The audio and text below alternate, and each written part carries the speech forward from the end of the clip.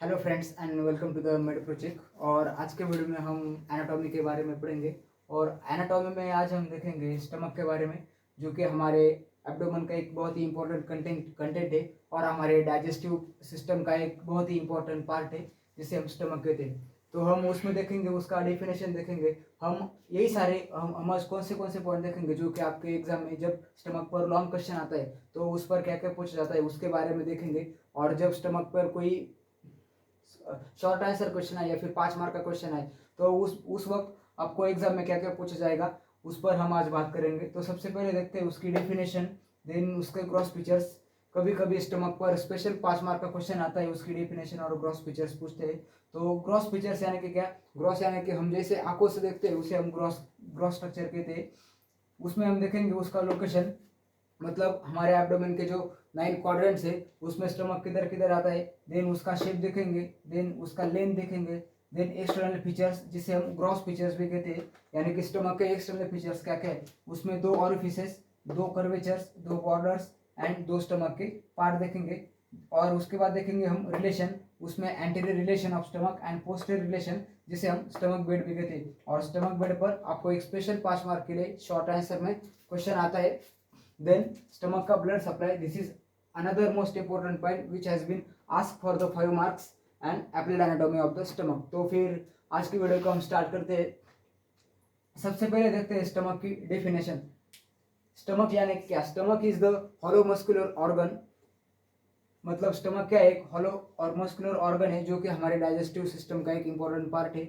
और स्टमक का फंक्शन क्या है? The function of which to store the food for temporary, मतलब हम जो भी फूड इंजेस्ट करते हैं उसे टेम्पररी या फिर कुछ टाइम के लिए हमारा स्टमक स्टोर करके रखता है। So this is the definition of stomach. क्या देखेंगे हम डेफिनेशन में? Stomach is the hollow muscular organ and part of the our digestive system, the function of which to store the ingested food for temporary, मतलब कुछ time के लिए या फिर टेम्पररी बेसिस पर हम जो फूड खाते हैं उसको स्टोर करने का काम कौन करता है?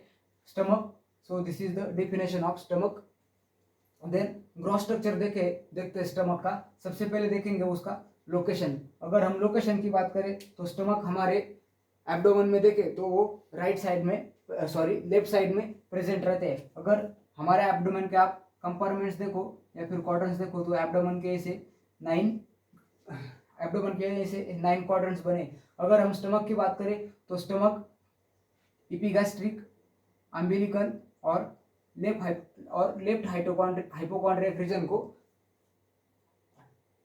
ऑक्यूपाई करता है, मतलब इन तीन कॉन्ड्रियक्स में हमारा स्टमक प्रेजेंट रहते हैं। So this is the location of stomach. Then देखते हैं उसका शेप। अगर थिन और टॉल पर्सन है तो उसमें स्टमक का शेप जे शेप रहता है। और अगर ओबेस पर्सन है या फिर शॉर्ट पर्सन है तो उसमें स्टमक हॉरिजॉन्टल रहता है, जिसे हम steer horn position of the stomach भी कहते हैं। देन स्टमक की लेंथ अगर देखे तो 25 सेंटीमीटर लेंथ होती है, मतलब स्टमक की इधर से इधर की लेंथ 25 सेंटीमीटर रहती है। So this is about the general information of stomach. उसमें हमने देखा लोकेशन, स्टमक का लोकेशन किधर है? वो हमारे एब्डोमेन के लेफ्ट साइड में प्रेजेंट रहता है। और अगर क्वाड्रेंट वाइज बात करें तो umbilical region, then left hypochondriac region and epigastric region, ये 3 कंपार्टमेंट में हमारा स्टमक प्रेजेंट रहता है। देन उसकी शेप की बात करें तो टॉल और थिन पर्सन में वो जे शेप का रहता है, और ओबेस और शॉर्ट पर्सन में स्टेयर हॉर्न, जिसे हम हॉरिजॉन्टल भी कह सकते हैं। देन उसकी लेंथ अगर देखें तो उसकी लेंथ 25 सेंटीमीटर रहती है।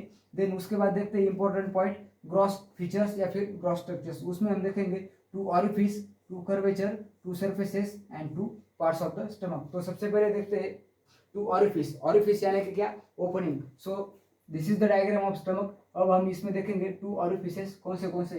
सो फर्स्ट ऑरिफिस इज ये ऊपर वाला first orifice, and second orifice ये सेकंड वाला नीचे का ऑरिफिस। तो इसे हम कहेंगे कार्डियक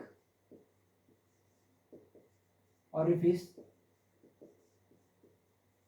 और इसे हम कहेंगे pyloric orifice.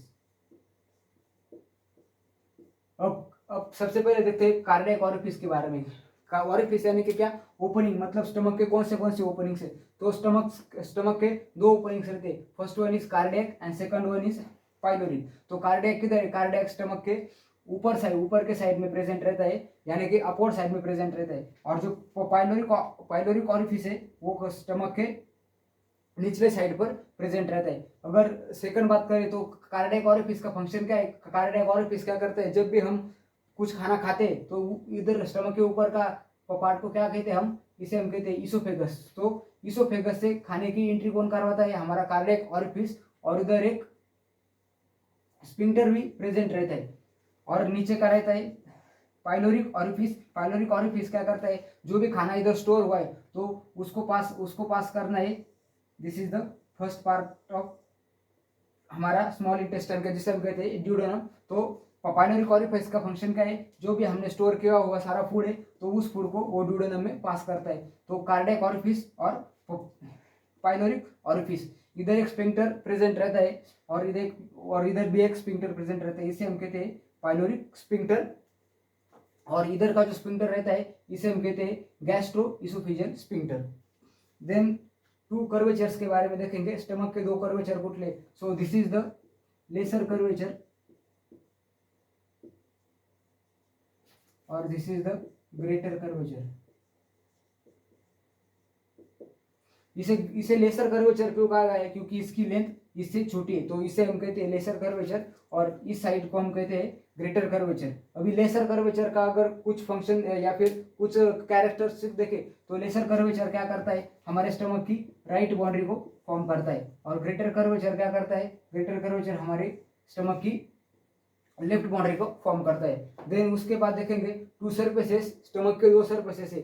First one is anterior surfaces and second one is posterior surfaces. तो एंटीरियर सरफेसेस की अगर बात करें तो एंटीरियर सरफेस का डायरेक्शन गाइस, और एंटीरियर सरफेस के जो मसल फाइबर्स रहते हैं उनका डायरेक्शन कैसा रहता है? डाउनवर्ड रहता है एंड फॉरवर्ड रहता है। और अगर जो पोस्टीरियर साइड के जो मसल के स्ट्रेट्स रहते हैं, अगर हम उनकी बात करें तो वो कैसे रहते हैं? अपवर्ड साइड में प्रेजेंट रहते हैं, या फिर उनकी डायरेक्शन अपवर्ड में रहती है। और जो आगे के या फिर जो एंटीरियर साइड के उनकी हॉरिजॉन्टल और नीचे के साइड में रहती है। Then two parts of the stomach mainly divided into the two parts. First one is cardiac part and second one is the pyloric part. तो कार्डियक पार्ट क्या है? कार्डियक पार्ट या फिर जिसे हम अपर पार्ट कहते हैं और पाइलोरिक पार्ट को हम लोअर पार्ट कहते हैं। तो कार्डियक पार्ट क्या है? फिर से दो पार्ट में डिवाइड हुआ है। एक है इसका fundus and second is the इसकी बॉडी, इसे हम कहते हैं body and this is the fundus. Fundus कौन सा रहता है? जिधर आपकी इसोफेगस और स्टमक की ओपनिंग रहती है, इसके ऊपर का जो पार्ट रहता है हॉलो पार्ट, इसे हम फंडस कहते हैं। और जब भी आप किसी तरह का एक्सरे देखते हो तो इधर एक व्हाइट पैच करके आता है जो हमारे स्टमक का फंडस रहता है। तो सबसे पहले जो अपर पार्ट है और जिसे हम कार्डियक पार्ट कहते हैं उसमें रहता है फंडस। और body of the stomach, body का है हमारा स्टमक का जो मेन पार्ट है उसे हम बॉडी कहते हैं। और जो सेकंड स्टमक के जो दो पार्ट है उसका जो सेकंड पार्ट है नीचे वाला पार्ट या फिर पाइलोरिक पार्ट, उसमें क्या क्या रहता है? ये पाइलोरिक एंट्रम और pyloric canal. So these are the four parts जो कि मेनली डिवाइडेड है टू पार्ट्स में। कौन सा? कार्डियक ऑरिफिस या फिर sorry cardiac part and second one is the pyloric part. Cardiac part क्या है? फिर से दो पार्ट्स में डिवाइडेड है। First one is the fundus and second one is the body. और जो नीचे वाला पार्ट है पाइलोरिक पार्ट, वो किसमें डिवाइड हुआ है? पाइलोरिक एंट्रम में और पाइलोरिक कैनल में। So these are the external features of the stomach, और फिर जिसे हम ग्रॉस फीचर्स भी कह सकते हैं। जब भी आपको एग्जाम में 5 मार्क के लिए क्वेश्चन आता है right about the external features और gross structure of the stomach, तो सबसे पहले आपको क्या करना है? सबसे पहले आपको लिखनी है उसकी डेफिनेशन। डेफिनेशन में क्या लिखेंगे? Stomach is the hollow muscular organ the function of which to store the food for temporary basis. Then gross structure में क्या लिखेंगे? सबसे पहले उसका लोकेशन देखेंगे। लोकेशन क्या है? हमारे एब्डोमेन में लेफ्ट साइड में प्रेजेंट है और इस 3 रीजन को ऑक्यूपाई करता है। कौन सा? अम्बिलिकल रीजन, देन इपिगैस्ट्रिक रीजन और लेफ्ट हाइपोकॉन्ड्रियल रीजन। देन उसका शेप कैसा है? अगर थिन और टॉल पर्सन है तो उसमें स्टमक कैसा रहता है? जे शेप का रहता है। और अगर ओबेस और शॉर्ट पर्सन है तो उसमें स्टेयर हॉर्न या फिर हॉरिजॉन्टल शेप में रहता है। देन स्टमक की लेंथ कितनी है? 25 सेंटीमीटर। सो ये 3 पॉइंट आपके जनरल इंफॉर्मेशन में आएंगे। देन एक्सटर्नल फीचर्स जो कि खुद में एक इंपॉर्टेंट पॉइंट है, उसमें क्या क्या देखेंगे हम। 2 orifices, first one is cardiac orifice and second one is pyloric orifice. Cardiac orifice क्या करता है, इसोफेगस और स्टमक की ओपनिंग को ज्वाइन करता है, और इधर गैस्ट्रोइसोफेजियल स्फिंक्टर प्रेजेंट रहता है, और इधर पाइलोरिक ऑरिफिस में पाइलोरिक स्फिंक्टर प्रेजेंट रहता है। और पाइलोरिक स्फिंक्टर क्या करता है, जो भी स्टमक का जो कंटेंट है या फिर स्टमक में जो फूड हम स्टोर करके रखते हैं तो उसे ये क्या है हमारा ड्यूडेनम, तो ड्यूडेनम में भेज देता है। देन 2 कर्वेचर्स, उसमें हमने कौन सा देखा, first one is letter curvature and second one is lesser curvature and greater curvature. Lesser curvature क्या करता है, स्टमक की राइट बाउंड्री को फॉर्म करता है, और ग्रेटर कर्वेचर लेफ्ट बाउंड्री को फॉर्म करता है। देन 2 surfaces में first one is anterior surface, second one is posterior surface. Then 2 parts, stomach के 2 part, first one is the superior part and inferior part. Superior part को हम cardiac part कहते हैं, and जो inferior रहता है उसको हम पाइलोरिक पार्ट कहते हैं। कार्डियक पार्ट 2 पार्ट में डिवाइडेड है, कौन सा, fundus, and second one is the body. और ये जो नीचे वाला पार्ट है इंफीरियर पार्ट जिसे हम पाइलोरिक पार्ट कहते हैं, तो ये किस में डिवाइडेड है, first one is the pyloric antrum and second one is the pyloric canal. So these are the external features of the stomach. अभी उसके बाद हम देखेंगे रिलेशंस, यानी कि स्टमक के कौन से रिलेशन है। तो स्टमक के रिलेशन में हम सबसे पहले देखेंगे उसके anterior relation and posterior relation. तो स्टमक के रिलेशन में अब हम एंटीरियर रिलेशन देखेंगे।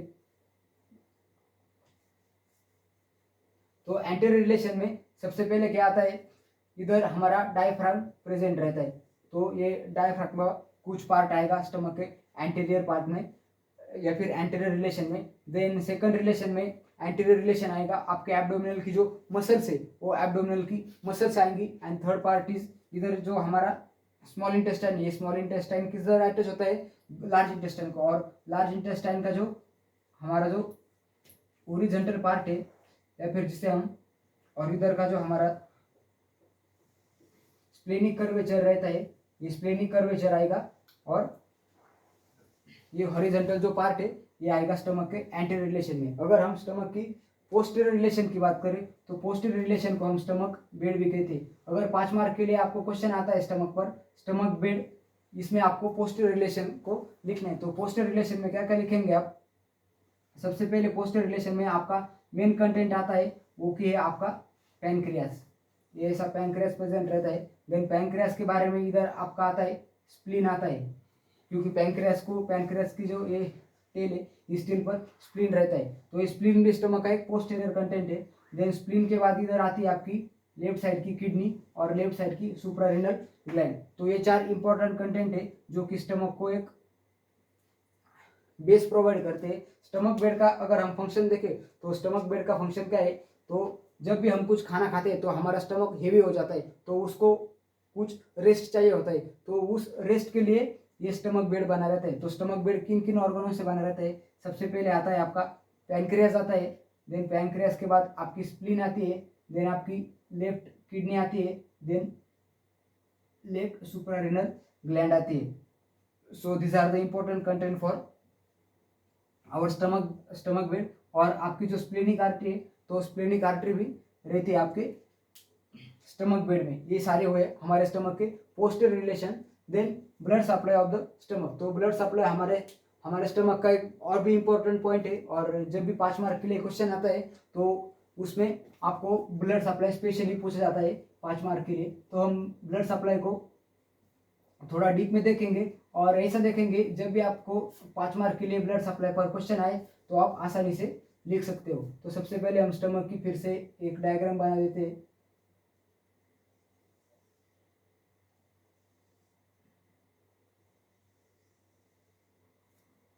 सो this is the new diagram for stomach, जिसमें हम ब्लड सप्लाई देखेंगे। तो सबसे पहले स्टार्ट करेंगे हम कोलियाक ट्रंक या फिर सिलियाक ट्रंक, आप इसे कुछ भी कह सकते हैं।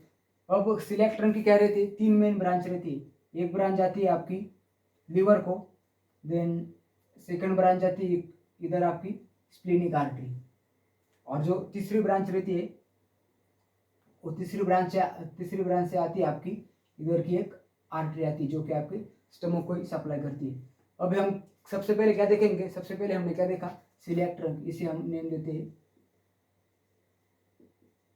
Coeliac trunk. सिलियक ट्रंक की 3 मेन ब्रांचेस देखी हमने। सबसे पहले कौन सी देखी, ये स्प्लेनिक आर्टरी। उसके बाद हमने देखी लेफ्ट गैस्ट्रिक आर्टरी, और ये देखी हमने हेपेटिक आर्टरी जो कि हमारे लिवर को सप्लाई करती है। अभी हम इसके बाद क्या देखेंगे, सबसे पहले देखेंगे लेफ्ट गैस्ट्रिक आर्टरी, और इधर से, और ये जो हेपेटिक आर्टरी है, हेपेटिक आर्टरी की 2 ब्रांचेस रहती है। तो सबसे पहली ब्रांच सीधा नीचे आती है जिसे हम कहते हैं गैस्ट्रोड्यूडेनल आर्टरी, मतलब जो आपको गैस्टर यानी कि स्टमक, जो कि आपके स्टमक को भी सप्लाई करती है, और ड्यूडेनल, गैस्ट्रोड्यूडेनल यानी कि आपका जो ड्यूडेनम का जो पार्ट है, तो आपके ड्यूडेनम को भी सप्लाई करती है। इस आर्टरी को हम कहते हैं गैस्ट्रोड्यूडेनल आर्टरी। गैस्ट्रोड्यूडेनल आर्टरी जब आती है तो गैस्ट्रोड्यूडेनल आर्टरी इधर एक ब्रांच देती है जिसे हम कहते हैं राइट गैस्ट्रो इपिप्लोइक आर्टरी। क्या, गैस्ट्रो इपिप्लोइक, इधर उसको ब्रैकेट में लिखते हैं गैस्ट्रो इपिप्लोइक आर्टरी। तो और इधर जो स्प्लेनिक आर्टरी रहती है, स्प्लेनिक आर्टरी इधर आकर डिवाइड हो जाती है, ये इधर स्मॉल ब्रांचेस देती है जिसे हम कहते हैं फंडस आर्टरीज, और इधर से और एक ब्रांच देती है जिसे हम कहते हैं left gastro epiploic artery, left gastro epiploic artery. अभी और एक इंपॉर्टेंट आर्टरी बाकी हमारी, जो एक लेफ्ट गैस्ट्रिक आर्टरी है, तो इसके साथ एनास्टोमोसिस करने वाली एक रहती है राइट गैस्ट्रिक आर्टरी, जो कि हमारे हेपेटिक आर्टरी की अनदर ब्रांच है। तो ये सारी आर्टरीज हमारे स्टमक के ब्लड सप्लाई में हेल्प करती है। अभी पेपर में जो 5 मार्क के लिए क्वेश्चन है तो आपको लिखना कैसे है वो हम बताएंगे। सबसे पहले आपको डायग्राम बनानी है। डायग्राम में आपको सबको का सबसे पहले क्या लिखना है, सिलियक आर्टरी के बारे में या फिर सिलियक ट्रंक के बारे में, जो एक सर्कुलर शेप में रहती है, और उसकी 3 मेन ब्रांचेस हमने देखी, left gastric artery, then hepatic artery और splenic artery. Then splenic artery की 2 ब्रांचेस है, fundus arteries and left gastroepiploic artery. और ये जो हेपेटिक आर्टरी है, हेपेटिक आर्टरी की 2 ब्रांचेस है, first one is the gastroduodenal artery and second one is the, इसे हम कहते हैं राइट गैस्ट्रिक आर्टरी।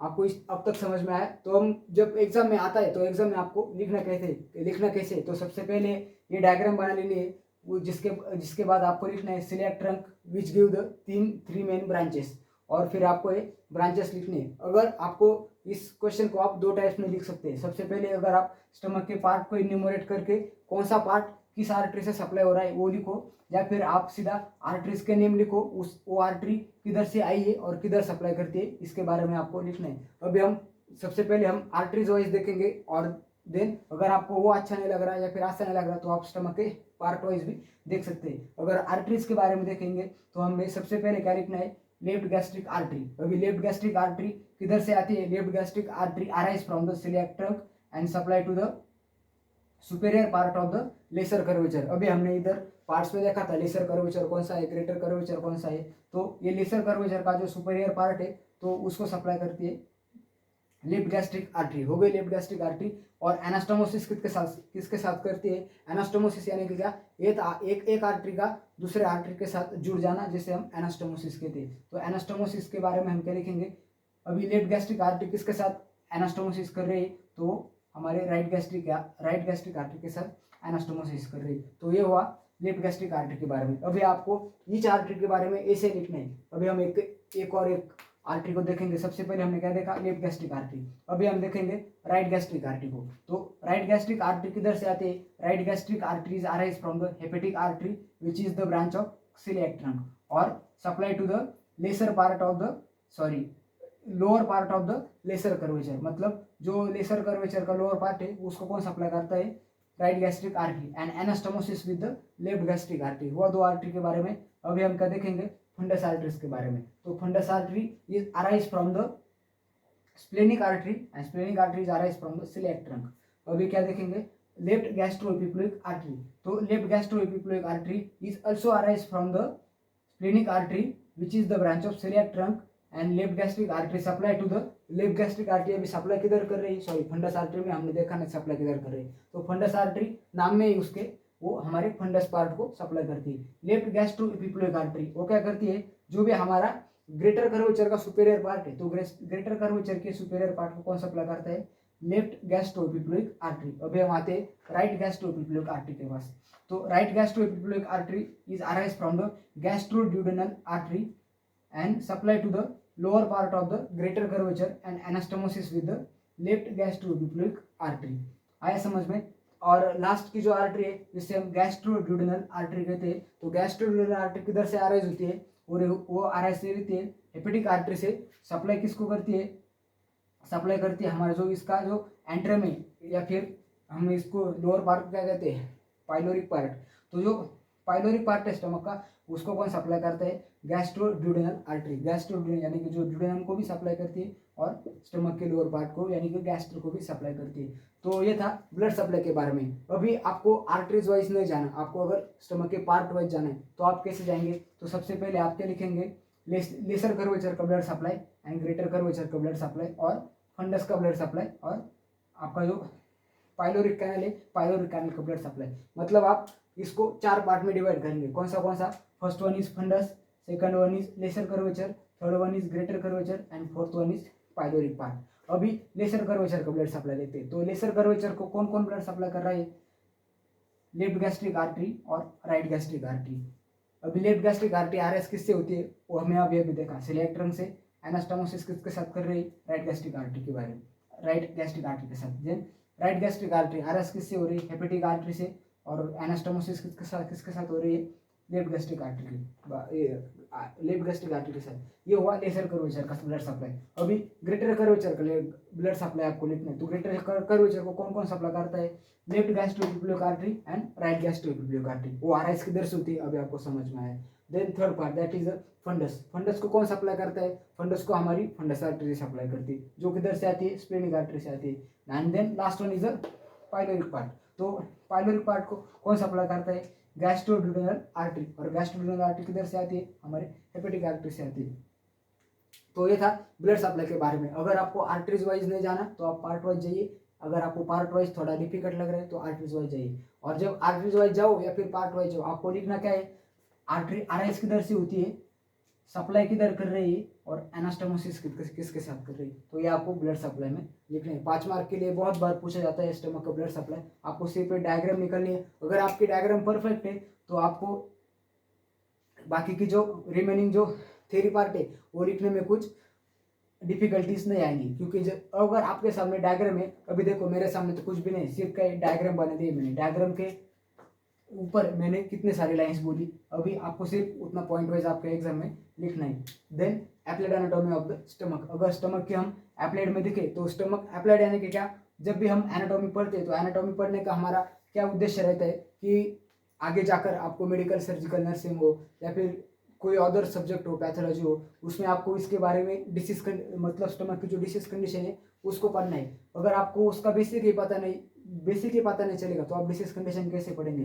तो इसके लिए हमारे एनाटॉमी में क्या है, एप्लाइड एनाटॉमी। मतलब इस स्टमक पर क्या क्या डिसीज कंडीशन होती है या फिर क्लिनिकल बेसिस पर स्टमक का क्या यूज होता है, या फिर हम स्टमक को पढ़ रहे पर इसका हमें आगे जाकर क्या यूज होने वाला है, उसको हम कहते हैं एप्लाइड एनाटॉमी। तो एप्लाइड एनाटॉमी में हम सबसे पहले देखेंगे गैस्ट्रिक अल्सर्स और स्टमक, जिसको हम गैस्ट्रिक अल्सर या फिर स्टमक अल्सर बोलते हैं। तो ये अल्सर क्या करते हैं, अल्सर मतलब इधर एक है ना आपका अल्सर टाइप फॉर्म हो जाता है। वो किससे फॉर्म होता है, जब भी आपका स्टमक का HCl लेवल बढ़ता है, यानी कि हाइड्रोक्लोरिक एसिड। जब आपके स्टमक में ज़्यादा से ज़्यादा एसिडिटी हो जाती है तो वो एसिडिटी और स्ट्रेस फैक्टर्स क्या करते हैं, आपके स्टमक में अल्सर्स करवा देते हैं। अब ये स्टमक का कॉमन साइट कौन सा है, ये जो आपका ग्रेटर कर्वेचर है और लेसर कर्वेचर, इसके बीच का जो पार्ट है, बॉडी के नीचे का जो पार्ट है, क्योंकि इस पार्ट में HCl ऐसा ऑलवेज प्रेजेंट रहता है। HCl यानी क्या, हाइड्रोक्लोरिक एसिड। तो उसकी वजह से इस पार्ट पर ज़्यादा से ज़्यादा आपके अल्सर हो जाते हैं, जिसे हम स्ट्रेस अल्सर कहते हैं या फिर स्टमक अल्सर भी कहते हैं। देन एप्लाइड में हम सेकंड देखेंगे, ये वो आपका स्टमक अल्सर के बारे में।